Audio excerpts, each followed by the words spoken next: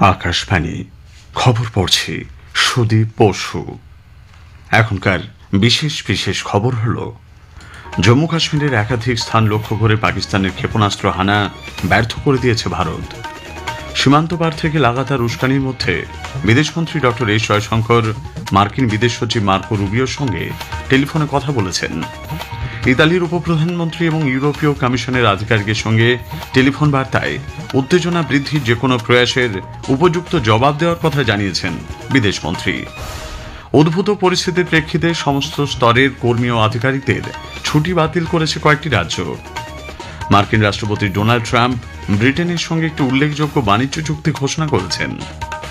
মার্কিন ধর্মযাজক Robert Francis Prevost নতুন pope নির্বাচিত হয়েছেন।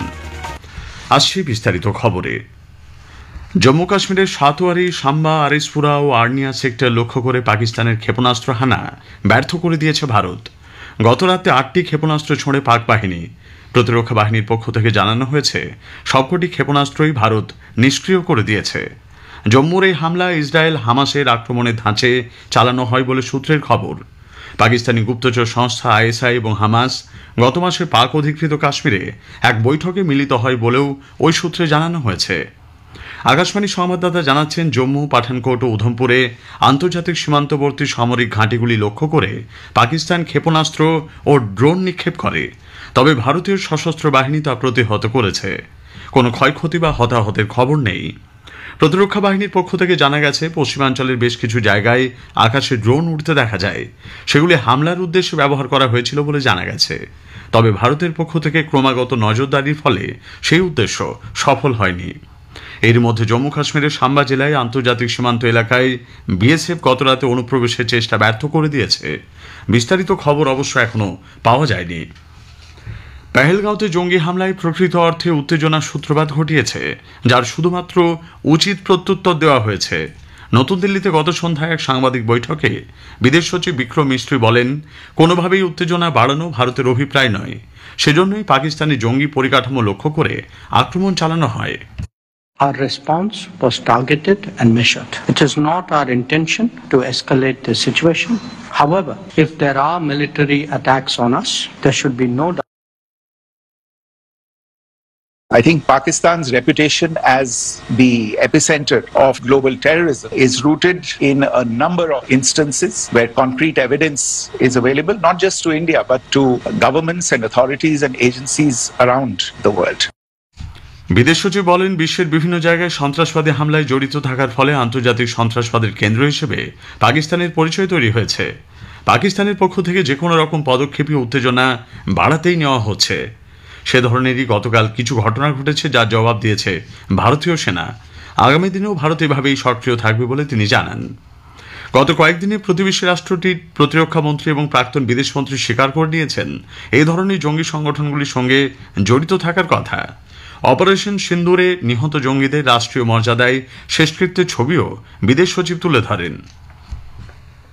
সীমান্ত পার থেকে লাগাতার উস্কানির মধ্যে বিদেশমন্ত্রী ডক্টর এস জয়শঙ্কর মার্কিন বিদেশমন্ত্রী মার্কো রুবিওর সঙ্গে কথা বলেছেন।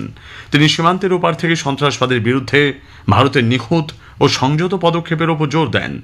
এক সোশ্যাল মিডিয়া পোস্টে ডক্টর জয়শঙ্কর বলেন, ভারত যে কোনো উত্তেজনা বৃদ্ধির প্রচেষ্টাকে দৃঢ়ভাবে মোকাবিলা করবে। সন্ত্রাসবাদের বিরুদ্ধে লড়াইয়ে ভারতের সঙ্গে কাজ করার জন্য মার্কিন যুক্তরাষ্ট্রের প্রতিশ্রুতির প্রেক্ষিতে বিদেশমন্ত্রী কৃতজ্ঞতা প্রকাশ করেছেন। ভারত ফের জানিয়েছে যে পাকিস্তানের সঙ্গে সম্পর্ক উত্তেজনাপূর্ণ করে তোলা দেশের উদ্দেশ্য নয়, কিন্তু সামরিক হামলা যদি চলতে থাকে তাহলে তার যোগ্য জবাব দেওয়া হবে।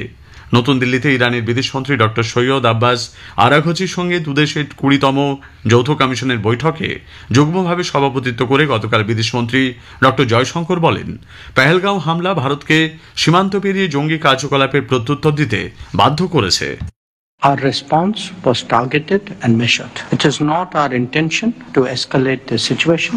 However, if there are military attacks on us, there should be no doubt that it will be met with a very, very firm response. As a neighbor and a close partner, it is important that you have a good understanding of the situation. পাকিস্তানের দিক থেকে সাম্প্রতিক আক্রমণের প্রেক্ষিতে কিষানগড়, ভুন্তার এবং লুধিয়ানা বিমানবন্দর বন্ধ করে দেওয়া হয়েছে। এর আগে রাজস্থান, পাঞ্জাব, জম্মু কাশ্মীর, চণ্ডীগড়, হিমাচল প্রদেশেও বেশ কিছু বিমানবন্দর বন্ধ করে দেওয়া হয়।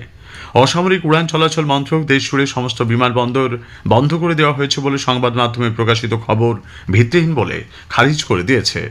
অন্যদিকে দিল্লি বিমানবন্দরে এক পরামর্শ জারি করে বলা হয়েছে সেখানে সমস্ত কাজকর্ম স্বাভাবিক নিয়মেই চলেছে, তবে পরিবর্তিত পরিস্থিতিতে নিরাপত্তার স্বার্থে কিছু উড়ান বাতিল করা হয়েছে। জম্মুর পাঠানকোট কিংবা রাজৌরিতে আত্মঘাতী জঙ্গি হানার খবর ভুয়ো বলে সরকার জানিয়েছে। প্রতিরক্ষা বিভাগ সূত্রে জানানো হয়েছে যে কোনো পক্ষ থেকেই ট্যাঙ্কের ব্যবহার করা হয়নি।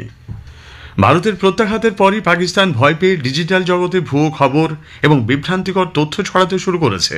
সংবাদ মাধ্যমকে ভুল পথে চালনা করতে এবং বিশ্বের কাছে ভ্রান্ত ধারণা তৈরি করতে সামরিক জয়লাভের কাল্পনিক কাহিনীও তৈরি করা হচ্ছে।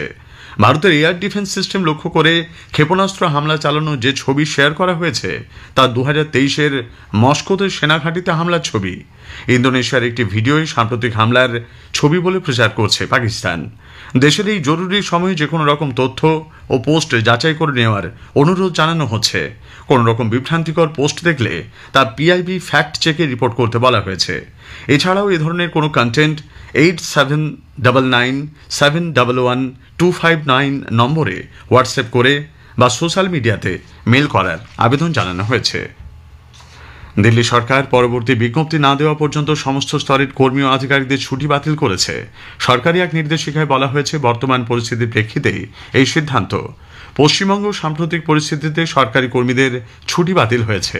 রাজ্য অর্থ দপ্তর গতকাল এই মর্মে এক বিজ্ঞপ্তি জারি করে। খবর শুনছেন আকাশবাণী থেকে। আমাদের সংবাদ শোনা যাচ্ছে ইউটিউব চ্যানেল আকাশবাণী সংবাদ বাংলা, ফেসবুক, ইনস্টাগ্রাম আকাশবাণী সংবাদ কলকাতা এবং এক্স হ্যান্ডেল এআইআর নিউজ কলকাতাতে। ভারতীয় রিজার্ভ ব্যাংক আরবিআই সাধারণ পথে কর্পোরেট ঋণ সিকিউরিটিজে বিনিয়োগকারী বিদেশি লগ্নিকারক বা এপিআইগুলির জন্য নিয়ম শিথিল করেছে। একটি বিজ্ঞপ্তিতে আরবিআই ঘোষণা করেছে যে এপিআইগুলিকে আর স্বল্পমেয়াদী বিনিয়োগ এবং সীমা মেনে চলতে হবে না। এই সিদ্ধান্তের ফলে এপিআইগুলি বিনিয়োগের আরও বেশি সুবিধা পাবে বলে বিজ্ঞপ্তিতে উল্লেখ করা হয়েছে। কেরলের পেরিনথাল মান্নার একটি হাসপাতালে 42 বছরের এক মহিলার নিপা ভাইরাসে আক্রান্ত হওয়ার প্রেক্ষিতে রাজ্যের স্বাস্থ্যমন্ত্রী বীণা জর্জ গত সন্ধ্যায় মালাপ্পুরমে জরুরি বৈঠক করেছেন। ওই মহিলার সংস্পর্শে আসা উচ্চ ঝুঁকিপূর্ণ 7 জনের নমুনা পরীক্ষা করা হয়েছে, তবে সকলের নমুনাই নেগেটিভ এসেছে। স্বাস্থ্যমন্ত্রী জর্জ জানিয়েছেন যে রোগীকে মনোক্লোনাল অ্যান্টিবডি দেওয়া হচ্ছে।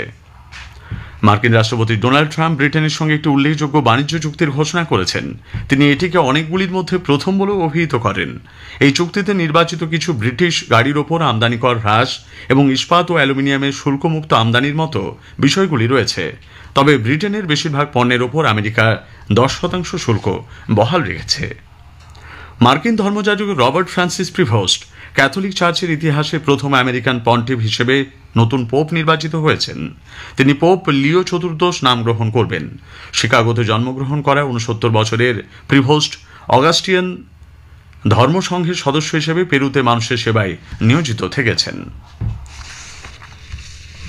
পেহেলগাঁওয়ে সন্ত্রাসবাদী হামলার পর দেশজুড়ে সাম্প্রতিক উত্তেজনার আবহে বিশ্বকবি রবীন্দ্রনাথ ঠাকুরের 164তম জন্মবার্ষিকীতে আজ নানা অনুষ্ঠানে তাঁকে স্মরণ করা হচ্ছে।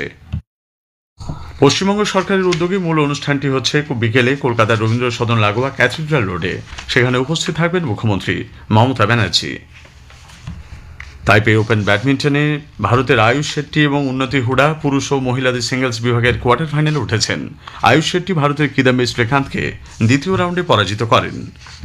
ভারত পাকিস্তান সীমান্তে উত্তেজনা বৃদ্ধির পরিপ্রেক্ষিতে গতরাতে ধর্মশালায় পাঞ্জাব কিংস ও দিল্লি ক্যাপিটালসের মধ্যে আইপিএল এর ম্যাচটি বাতিল করা হয়।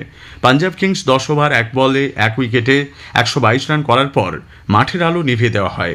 দর্শকদের বলা হয় মাঠ ছেড়ে যেতে। এরপরই ম্যাচ বাতিলের সিদ্ধান্ত হয়েছে। শেষ করার আগে খবরের বিশেষ কিছু অংশ আরও একবার। জম্মু কাশ্মীরের একাধিক স্থান লক্ষ্য করে পাকিস্তানের ক্ষেপণাস্ত্র হানা ব্যর্থ করে দিয়েছে ভারত। উদ্ভূত পরিস্থিতির প্রেক্ষিতে সমস্ত স্তরের কর্মী ও আধিকারিকদের ছুটি বাতিল করেছে কয়েকটি রাজ্য। খবর শেষ হলো।